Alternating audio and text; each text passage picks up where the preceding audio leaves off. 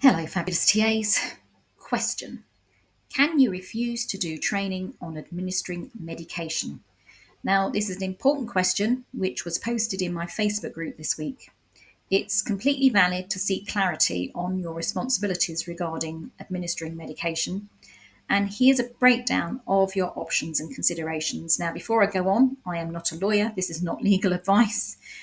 So you must do your own due diligence, but I'm giving you things to think about, options to think about as to whether they are appropriate for you and your school and the child that you are going to be helping with as far as giving medication.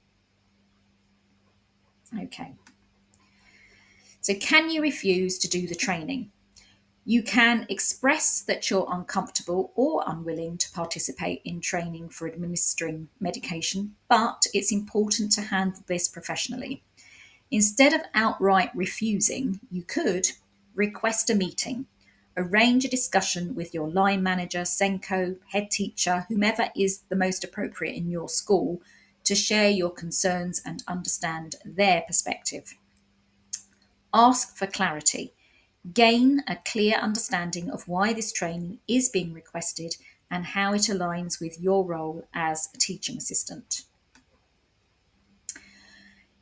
Now, you can give some valid reasons for not participating, and these are examples. This part of the video might help you think of your own valid reasons. So, when explaining your reasons, focus on these valid and professional points. So, for instance, lack of confidence. You may feel that administering medication is outside your skill set, even with training, and worry about making a mistake that could impact a child's health. Now, if you know yourself and you know that that's likely to happen, you need to be honest about it with your school. Health concerns. If you have any medical conditions such as tremors or anxiety that could affect your ability to administer medication accurately, this is a legitimate concern to raise. So again, you know yourself. As I say, it's a legitimate concern to raise, and you should do that. Personal comfort level. Some people feel uncomfortable with the responsibility of administering medication, especially if it's invasive or requires close monitoring. When I was at a special school, I had to feed one of the students via, I think it was called a PEG.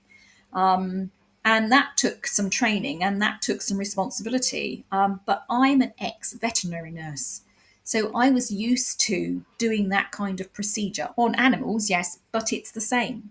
So I felt comfortable with it and learned very quickly, but not everybody would. And let's face it, you are a teaching assistant. You haven't gone into it. You're not a nurse. So it's quite understandable if you don't feel comfortable. And you can focus on your primary role. Your main role as a TA is to support learning and behaviour. Taking on medical responsibilities might detract from your ability to fulfil these primary duties effectively. Yes, because if you're nervous every day about having to administer this medication, then that is going to detract from how well you do your job. Now, are schools supposed to have designated staff? I looked on ChatGPT and it came back with yes. Schools are expected to have designated staff members responsible for administering medication and managing care plans.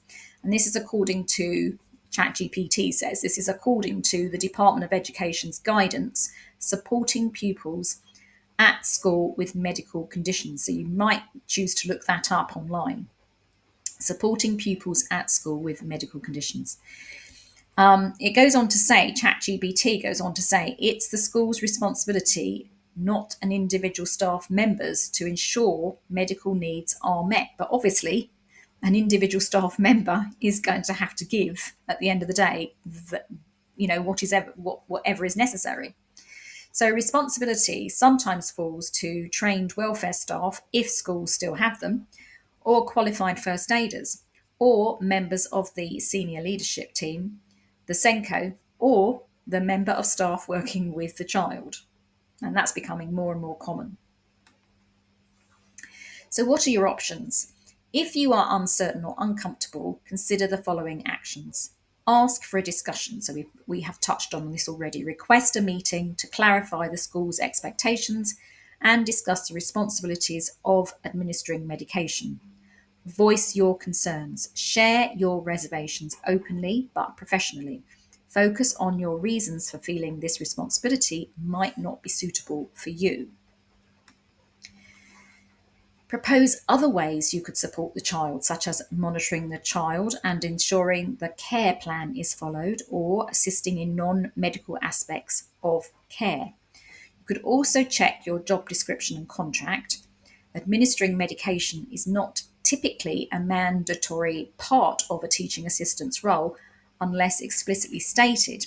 But of course, these days there is often a clause in your contracts about being expected to carry out any other reasonable duties the school asks for. Now, it's down to, is it reasonable to ask you to do something that is kind of like a world away from what your role actually is. So, how do you balance your role and the school's needs? So, while it's essential to advocate for yourself, it's also important to ensure the child's care is not compromised. By approaching the situation with a willingness to discuss and collaborate, you could possibly, but whilst doing that, find out if the school's needs are met through other designated staff. In other words, could somebody else do it? Protect your own well-being and confidence. So through discussions, it could be that they see, that it's this role is, the role of administering medication is not for you. So that protects your well-being and confidence. Support the child's care plan in a way that aligns with your skills and roles. So you're not abdicating all responsibility on it. You are willing to do some things, but just not the administering of the medication. And so by discussing your concerns openly and professionally, you will hopefully reach a resolution that works for both you, for all of you, the school, you, and the child.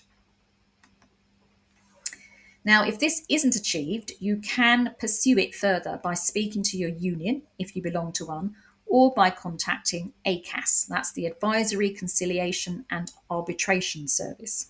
Now, ACAS is an independent government body that helps with employment disputes.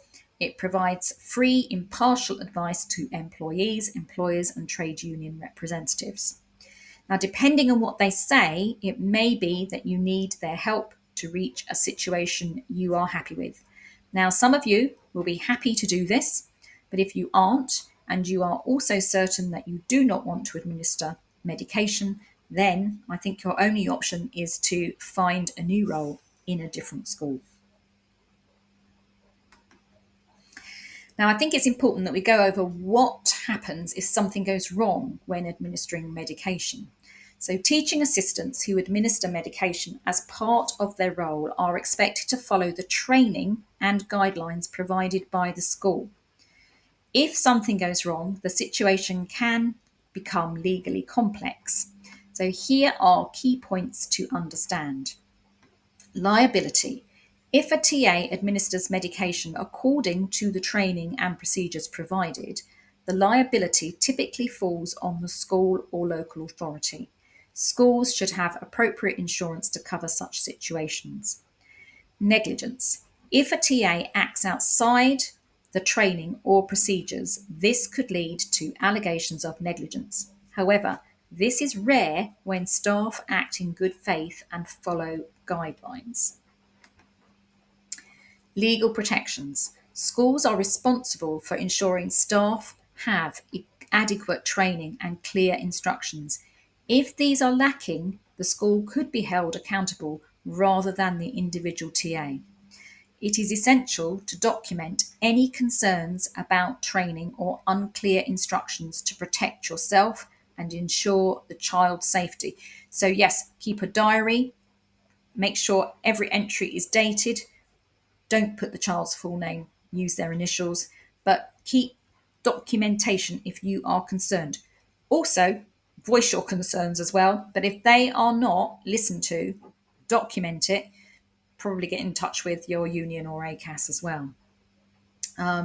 Negligence, if a TA acts outside the training or procedures, this could lead to allegations of negligence. I might have already read that one out. Yes, I did. And they say that how this is rare when staff act in good faith and follow guidelines. Administering medication is a serious responsibility, and it's completely understandable to feel uncertain about taking it on. The key is to communicate openly with your school, understand the support systems in place, and advocate for what feels right for you and the child. Now, I will say that some schools are tricky. They don't listen. And I think if you're in that sort of situation and you really don't feel like going to your union, I think your only option really is to find another school to work in and clarify these things right from the start. Now, I do have a free PDF checklist with the main points from this video, and if you'd like it, type free PDF please in the comments below.